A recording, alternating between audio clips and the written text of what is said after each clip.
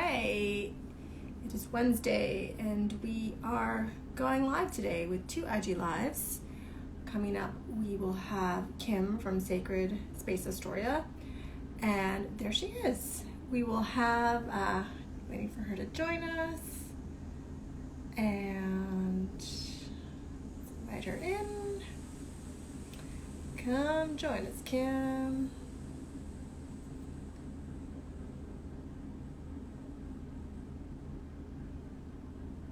All right, there we go. I think we got it.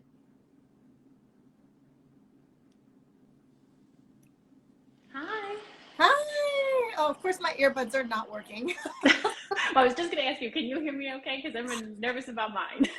Yeah, I guess mine are just decorative at this point. How How are it goes you? sometimes, right? I'm good. How are you? I'm good. I'm good. Thank you for joining us. Are you in your studio right now? Yeah. I'm in the Oh, lobby. it's beautiful. I see you have like a Thank little you. shop. Is that behind you? Yeah, we have some retail space. Just with Oh, like beautiful. crystals, books. We partner with local vendors and small businesses, and we have some of our own goods and some of theirs. Yay! So it's so nice to finally meet you Yes. in person. Yes. Agreed. Um, we've been chatting for a while, and you guys do some really interesting stuff. So you're located in Queens right Yes. now, Yeah, we're in and Astoria. you've had a wild ride the last couple of years, right? With COVID and Yeah. family. And if you want to sort of share a little bit about your story, I mean, I know you shut down like a lot of studios, but you had just had your child, or you were just about to have your child? We opened 8 weeks before the pandemic hit, and I was 6 or 7 months pregnant at the time. I don't even know. And I was pregnant with my third, and so I gave birth. We just totally closed. I couldn't pivot to virtual. We didn't have like an established enough studio to do that, and I was done. I had two school age children too, so I was mostly just taking care of us. Yeah. And I had been working in a nursing home prior, and I was doing a lot of support of them, just my friends in the building, as things were kind of ripping through nursing homes at that point. So I just kept getting more pregnant, and we decided, as one does. And so we ended up being closed through September, and we were just completely, entirely closed through September 2020. Then we reopened for virtual classes. Around October, we reopened for private sessions. We offer a lot of Reiki and integrative therapy. So we started opening with that, and then we were finally able to open for classes in April 2021. And Wow. then we decided to close for this last Omicron wave. Yeah. So we were closed for 29 days again. But this time I was determined to do it right and enjoy it. I was telling someone this morning, I said, I feel like we're on a plane right now, and it's like there's turbulence behind you and maybe there's turbulence in front of you, but right now I feel like we've caught a little bit of smooth, calm air. So we're just trying to like enjoy our beverage, look out the window. You don't know what's coming, but let's just, see if we can relax in our seats, but not unbuckle our seatbelts. Definitely not unbuckling. I just said that to someone today, and I was like, right, but as long as you like mentally compartmentalize the war, you're not having a crazy reaction to what happened at the Oscars this week. Like, it feels better, but I'm not quite sure. Yeah. Yeah. And your family's healthy. All the kids are okay. Everyone's doing fine. Yep. Everything is good. During that time, it was, we didn't even do school during that time. It was most important for me to like, do as much as I could to support our emotional well-being. Yeah. And our mental health. And I don't regret that for a second. It's, kind of the focal point of our work. So I was like, I have to hunker down and practice what I preach. Yeah, for sure. For sure. And I mean, it's kind of being that you were 6 months pregnant and opening a studio and having that time off. I mean, that was probably a really very precious thing that you had, which maybe you hadn't planned for. So I had manifested that I would have a really good maternity leave and be able to be off for a period of time. That was on my vision board. I'm a little singed with vision boards right now. Yeah. It ended up being really great. It also ended up being really great that my husband ended up taking a paternity leave, and so he had the kids for 10 weeks while I reopened, and that I think kind of transformed our family in a lot of ways too. After This was my return to full-time work after I have an 11-year-old, an 8-year-old, and now a 21-month-old. I've been working part-time in the nursing homes offering integrative therapy, which is yoga therapeutics, contemplative care, Reiki, end-of-life support. And so I had loved that and transitioned, to the studio, because at the nursing homes, I really realized I can teach anyone anywhere. Like there's the things that, we tend to think that need to be present for a yoga practice actually don't. Yeah. And I know we had talked about this a little bit as well. So are you actually a death doula, or is that something that you provide as a support for people? I don't have like a death doula certificate. That being said, I provide services that a death doula does. I'm a little more narrow in terms of I'm not helping with planning and such. I'm providing more caregiver support. I'm working directly with the person who's dying and cultivating healing at the end of life. Sometimes that's just being a deep listener and hearing their stories, which is incredible and amazing. Sometimes it's using the integrative therapy tools to provide physical relief in the body, whether it's anxiety or if there's digestion things going on, if there's exhaustion, and supporting that way. And sometimes it's energy work. Also, I tend to meet them kind of in the meditative space and facilitate conversations there too when verbal communication isn't happening anymore. How do you, I mean, that's such a beautiful thing to offer. How are you able to, how do you do that without just breaking down and sobbing, and how do you create that space? And I mean, I know you're gifted at this and this is what you can do. I'd be bawling, and just, it's such an emotional, how do you do that? I mean, sometimes I am crying with them, right? That's if I'm not another human in the room, I'm not of service. Yeah. A lot of people think it's really depressing work. And I say it's actually the exact opposite. There's this opportunity, especially, I really am finding that like the nursing home is my niche where I really like to be for this work. In that setting, there's not always visitors. There's not always family present, or there's not always an attunement to their needs for whatever reason. And so I can come in and be that person who's there just for you. Like, I'm not trying to give you meds. I'm not there to do anything, but ask you how you're doing today. And I don't care what it was last week. And I don't there's no history for me and you. It's just in that moment, I get to show up and be your person. And then whatever happens, happens. And so that's an incredible space to be in. It's very different than, we're all set and dying here. And sometimes that is it. There's room for that too. I've heard the amount of beautiful stories that I've heard and times of connection has been incredible. And I can't do that without having my own practices in place too. Everything that I'm guiding through someone, if it's, some breath awareness work to kind of calm the body, or like a mindfulness practice. If I'm doing that, I'm doing it with them. I'm embodying what I'm teaching. And so that helps keep me steady too. I mean, it's such a beautiful thing to be able to offer people. And I personally, I would never make that association. And that's when you need it. I mean, you always think, oh, when I'm stressed or when this, but when you're at that moment, when you're literally dying, I mean, that to bring in these practices then is just, it's so powerful. It really is amazing work that you do. Thank you. It's, I don't know that you don't bring it in those end moments. I don't think, but I think that there's no right or wrong time, there's work you can do leading up to it, but there's no, that time has passed either. The conversations that I've facilitated between families at certain points, or the courage I've given through just hearing someone's story and just say that. You just said it to me perfectly. You can say it to that person.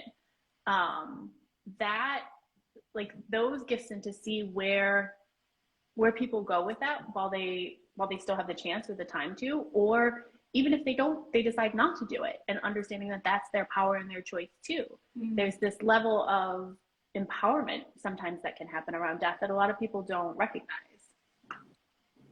It's really amazing. How, if I can ask, how did you get into this line of work? Because it's very specific too. It is. It's a bit of a long story. I'm going to try to keep it brief. My degrees are in genetics and biotechnology. So I had been working in clinical research and in hospitals, and I had realized that like the biotech industry wasn't for me. I preferred to hear people's stories, which knowing where I am now, it makes a whole lot of sense. So I had this comfort in the clinical setting. I enjoyed the clinical setting, and I thought I was kind of looking for new therapies. There are like new drugs. I was working in clinical research for drug trials. And what I have come to understand is they're looking for new therapies. And they're not new therapies, but it's new applications, at least in our world, in our Western world. And so I ended up, I did a yoga teacher training. I studied Reiki, which kind of made me understand my life experience up until that point. I just hadn't had the language for it. And from there, I found the Urban Zen Integrative Therapy training, which literally brought everything in together. Wow. From there, that was its own moment of like, do I do this? Is this really the right move? We just bought a house, and it was like, I got to do it. So right. I literally standing on the subway platform trying to decide, like, are you going to get on this train? Yeah. And I did. And it's transformed my life. So from there, I thought I was going to have to do clinical hours in a hospital. I ended up in a nursing home. Much to my dismay, I had family members in nursing homes and not had great experiences as a child. Ended up in the nursing home and rehab centers and loved it. Just loved it. Yeah. So from there, I thought I was going in with these integrative therapy healing tools, and it ended up, there were some of us that entered at the same time, and my niche became really understanding that like I was supporting the end of life process. Wow. And then you opened a yoga studio on top of everything else. And so from that work, I very quickly understood I can teach anyone anywhere, right? When you have, someone in their 80s or 90s who's never meditated a day in their life, dropping in just a few minute session and feeling better in their body, it makes for a complicated question with marketing people when they want to talk about my ideal client. I'm like, it's literally everybody. Everyone should have access to this. You don't have to be thin. You don't have to be fit. You don't have to be in great shape. Like, there's so many tools that are available to us that are so simple yet profound. And that's what the work in the nursing home told me. Is like, oh, I can do this. If I can get someone like that who, a lot of times are hard of hearing, so it's not a gentle, soft voice that's coming out of me. I'm shouting a body awareness meditation, in the middle of a hallway with call bells going off and people walking by, and they can feel better in their body. Like, there's one, something to these practices, and two, how can we get it to everyone versus this particular subset that thinks they belong in a yoga studio. Wow. And how is the studio doing now? Does it feel like good? People are coming in. You're excited. It's a mixed bag. I think that I think we had a really good momentum going, and then we had to close for Omicron again, and we're just getting back to where we were before then. It's been a challenge to be a new studio during this time. Yeah. That being said, I have zero questions about the offerings that we're giving. We have we truly welcome everybody. We have things from prenatal all the way to end of life. We do a lot more than just yoga too. And I think that has kind of been our saving grace during this time. I used to say that the Reiki was, keeping us going financially. And then I kind of started to recognize what I was actually saying is like the Reiki has been keeping us going. While it's been difficult at times for people to feel comfortable in their yoga practices through everything that's been going on. And we have, our target audience is someone who's going to be cautious during COVID. So it's, while respecting that, trying to provide the safest environment that we care, because I have a scientific background. We tend to be a little more stringent on things than other places have been. So how do you manage that while also respecting everybody has their own difference in what their level of comfort is right now? Yeah. It feels like it's all over the place all the time now. What do you have coming up that you're really excited about for like workshops? I mean, you have so many, but what's the one you're just super excited about and it just like lights you up? There's 3. Even better. We're going to have a trauma-informed training happening at the end of April that isn't up on the website yet, but it's going to be by the end of the week, and I'm really excited about that, both to the general public and available to teachers, yoga teachers, and then I'd also like to be able to tap into some school teachers and different other areas that could use the support of trauma training, because we're all feeling the effects of a long-term global trauma. Yeah. And I don't think that's being talked up enough. In May, we're going to have a psychic fair, which I thoroughly love. What is that? What's a psychic fair? So you get a number of readers together, or readers and healers, and you do 15-minute mini sessions. So you could decide to have a tarot reading, you could have an energy reading, you could come in for some Reiki. And so it's a way to kind of try out different readers. We work with local readers as well, some that work at the studio, some that, just have their own offerings outside of us. I love attending psychic fairs. I've done a ton in intuitive development. And so what I found was that I was calling Michigan, a place that I like to go to in Michigan when I go back home to visit my family. And I was like, we need something here. Like, it's New York City. Why isn't there like a center where you can feel safe, that someone has vetted these readers before you're just kind of like throwing some money at it. That's really, and I'm glad you mentioned that, because that's really important, because a lot of times you'll just, they're on the corner and you're like, oh, sure. But, you don't really know who so you vetted all these people that are going to be at your psychic fair. Yeah, anyone that comes to the studio I have to see how they work. Whether it's a private session, whether it's teaching, the energy of our space is really important. We're filled with Reiki up in here. And that's one of the things that most people comment on when they come in the door. They can't always articulate. They're like, it feels different in here. It feels good in here. I feel so at home when I walk in. And it's like, it's the Reiki. Yeah. They're like, yes. It's working. Yeah. And it's interesting too, because there's been times where like we've had people walking off the street in these kind of crazy situations, and I also just like it's taking me back to the nursing home work. Like in the nursing home, I wouldn't turn away from this situation. I would stay there, and I would stay. And so when we had a couple of things, about a year or so ago, and like a spree of like 3 or 4 like odd situations walking off the street, and I was like, yeah, because you can sense that it's okay here. This is an okay place for you. Love that. And then the third thing that I'm really excited about is that Leslie Howard is going to do her pelvic floor workshop at the studio at the end of June, the last weekend in June. Mm-hmm. And we have a weekly pelvic floor yoga class as well. So this is, as a mother, as a woman, like this is huge. I think there's a lot going on with, I think, most people's pelvic floors that we just don't have the awareness of. People don't talk about it. I think it's been better because of Instagram and TikTok and starting that narrative, but we're a little bit more of a yoga therapeutics studio, or more healing based, that especially than fitness. If you're coming for fitness, you're not in the right place. Yeah.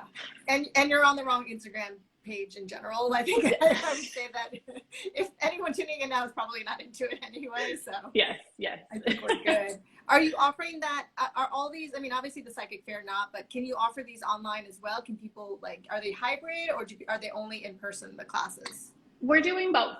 Some of our weekly classes are online. We have some things that are just online.